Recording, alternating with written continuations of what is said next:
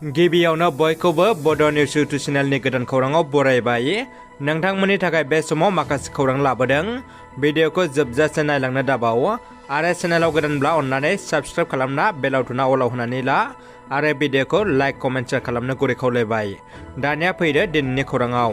गिबि खौराङाव दङ चिरांनि बिजनि गालापारा सुइस गेटआव मानसि गोमादों। ना सारबाय थानायावनो दैजों बुसोमजादों। सुइस गेटआव ना सारबाय थानाय समावनो सासे सुबुङा हरखाबै दैयाव गब'दों। दैयाव गब'नाय सुबुंखौ 4 नं दक्षिण माख्रानि बाथेनालि 22 होननानै मिथिनो मोननाय जादों।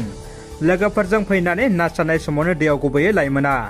SDRF हानजाया गोमानाय सुबुंखौ बोखांनो नाजाबाय थानानै बेसेबा गोबावनि उनाव बाथेनालिनि जिउ गैयै सोलेरखौ बोखांनो हायो।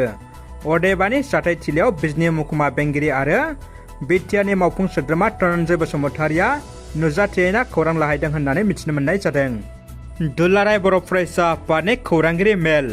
थांनाय 20 जुनाव इलेक्शन कमिशन अफ इन्डिया फोसावनाय बियाब दाफामफिननायखौ बरायदों दुलाराय बर' फरायसा आफादा। लोगोसे इलेक्शन कमिशन अफ इन्डियानिसिम साबायखर बावहरदों। मख'नो गोनांदि बियाब दाफामफिननायनि गेजेरजों क'क्राझार लकसभाखौ एसटिआवनो लाखिनाय आरो बिटिआरनि 12 MLA मासिनि सोलाय 15 सिट बारायनायखौ गोजोननाय फोरमायदों एबसुआ। रायजोआव हाग्रा ओनसोला जोबस्रांनायनि जाहोनाव मैदेरनि उदखारा बांदों। नगाव जिल्लानि खामपुराव मैदेरनि उदखार।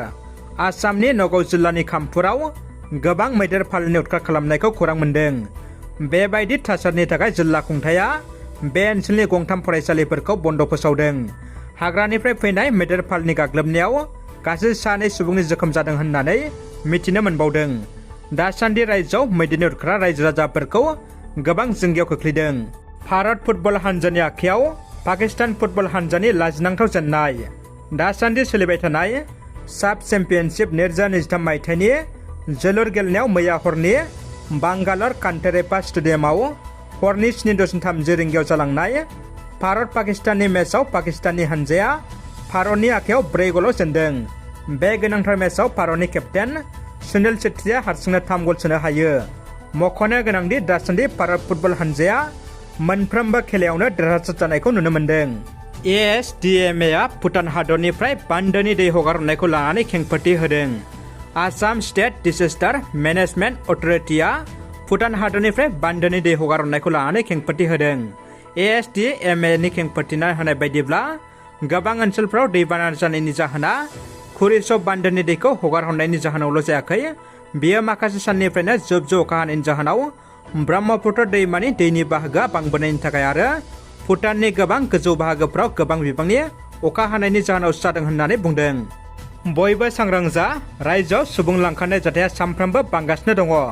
बाक्सा जिल्लानि गरेस्वराव सासे मुस्लिम हारिनि सेंग्राया 2 हिन्दु सिख्लाखौ लाना खारनो नागिरनाय समावनो रायजो राजाफ्रा मुस्लिम सेंग्राखौ हमनानै गरेस्वर पुलिस बिफाननो गथायदों।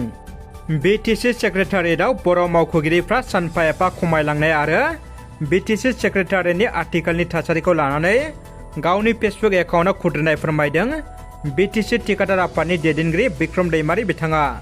मख'नो गोनांदि आथिखालाव बिटिआरनि सरकारि अफिस खरकासारियाव बर' हारिनि सोलाय गुबुन हारिनि मावख'गिरिफ्रा बांसिन जानायखौ आरो हारिनि अलखद नुजानायखौ दुखु मोनना खुद्रिखांदों बिक्रम दैमारि बिथाङा। दानिया फैदो जोबथा खौराङाव। सनितपुर जिल्ला बरसला बियाबनि आवथायाव थानाय अरुण साहा बागानाव नुजाथियो आसामनि मानगोनां गिबि मन्थ्रि डक्टर हेमन्त बिश्व शर्मा बिथाङा।